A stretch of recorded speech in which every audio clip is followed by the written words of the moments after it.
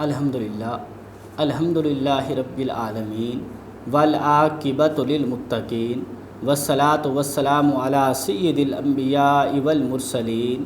جد الحسن والحسین اما بعد فاعوذ باللہ من الشیطان الرجیم بسم اللہ الرحمن الرحیم قال اللہ تبارک و تعالی فی القرآن المجید والفرقان الحمید ان اللہ و ملائکتہ یصلون علی النبی یا ایہا الذین آمنوا صلوا علیہ وسلموا تسلیما اللہم صلی علی سیدنا و مولانا محمد وعلی آلہ و اصحابہ وبارک وسلم۔ ناظرین، آج میں نے جس موضوع پہ گفتگو کرنی ہے وہ ہے حضرت عثمان غنی رضی اللہ تعالی عنہ کہ قربان جاؤں حضرت عثمان غنی رضی اللہ تعالی عنہ کو اللہ تبارک و تعالی نے کیا کیا شان عطا فرمائی ہیں۔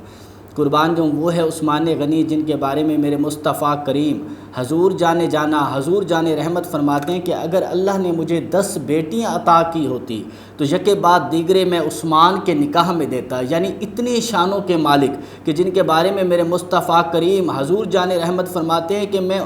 اس سے کیوں نہ حیا کروں، اس عثمان غنی سے کیوں نہ حیا کروں جس سے اللہ کے فرشتے بھی حیا کرتے ہیں۔ وہ حضرت عثمان غنی جن کے بارے میں حضور ارشاد فرماتے ہیں کہ قربان جاؤں بے شک عثمان اللہ اور اس کے رسول کے کام میں مصروف ہے اور میں عثمان کی طرف سے بیعت کرتا ہوں۔ قربان جاؤں وہ حضرت عثمان غنی کہ قربان جاؤں میرے مصطفیٰ کریم نے خود آپ کی طرف سے بیعت کی اور اپنے ہاتھ کو عثمان کا ہاتھ قرار دیا، اتنی شانوں کے مالک قربان جاؤں جن کے بارے میں مولا علی فرماتے ہیں کہ عثمان وہ ہیں جن کو ذوالنورین کہا جاتا ہے۔ قربان جاؤں 2 نوروں والا، زمین پر بھی ذوالنورین کہا جاتا ہے، آسمانوں پر بھی ذوالنورین کہا جاتا ہے، یعنی 2 نوروں والا وہ حضرت عثمان غنی جنہوں نے قربان جاؤں یکے بعد دیگرے میرے مصطفیٰ کریم کی 2 شہزادیوں سے 2 لخت جگر سے نکاح فرمایا، اسی لیے آپ کو ذوالنورین یعنی 2 نوروں والا بھی کہا جاتا ہے۔ قربان جاؤں وہ حضرت عثمان غنی جنہوں نے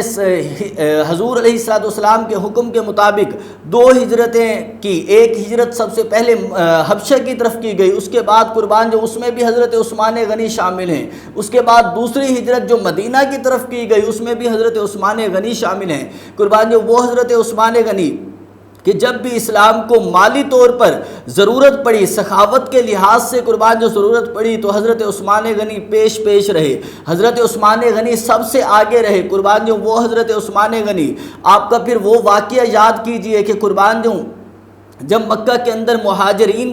کے لیے پانی کا مسئلہ بن گیا، پانی نہیں ملتا تھا، ایک کنواں تھا جس سے تمام لوگ جاتے تھے پانی بھر کے لاتے تھے، وہ بھی یہودی کی ملکیت تھا اور یہودی پانی کو بیچتا تھا، پانی کو سیل کرتا تھا، پانی کی خرید و فروخت کرتا تھا۔ قربان جو جب حضرت عثمان غنی کو یہ مسئلہ بتایا گیا، آپ نے بڑی کوششوں کے باوجود یہودی کو اس بات پہ راضی کر لیا کہ یہودی تو مجھے آدھا کنواں بیچ دے، یعنی اس انداز میں بیچ دے کہ ایک دن اس کنویں پہ میری حکومت ہوگی، جسے میں چاہوں گا وہ پانی بھرے گا، دوسرے دن اس کنویں پر تیری حکومت ہوگی، جسے تو چاہے گا وہ پانی بھرے گا۔ یہودی قربان جو راضی ہو گیا، آپ نے 12,000 درہم پہ وہ نصف کنواں خرید لیا۔ قربان جو جس دن حضرت عثمان غنی کی باری ہوتی تھی، آپ لوگوں کو، مسلمانوں کو، ہر ایک کو کہتے تھے پانی بھر لو اور مفت دیتے تھے، بالکل کسی قسم کے کوئی پیسے نہیں لیتے تھے۔ لیکن اگلے دن جب یہودی کی باری آتی، لوگ اتنا پانی بھر لیتے، جمع کر کے رکھ لیتے، اگلے دن اسے استعمال کر لیتے۔ جب یہودی نے یہ دیکھا کہ اس کا کاروبار تو اس انداز میں ہو ہی نہیں رہا، بند ہو گیا ہے،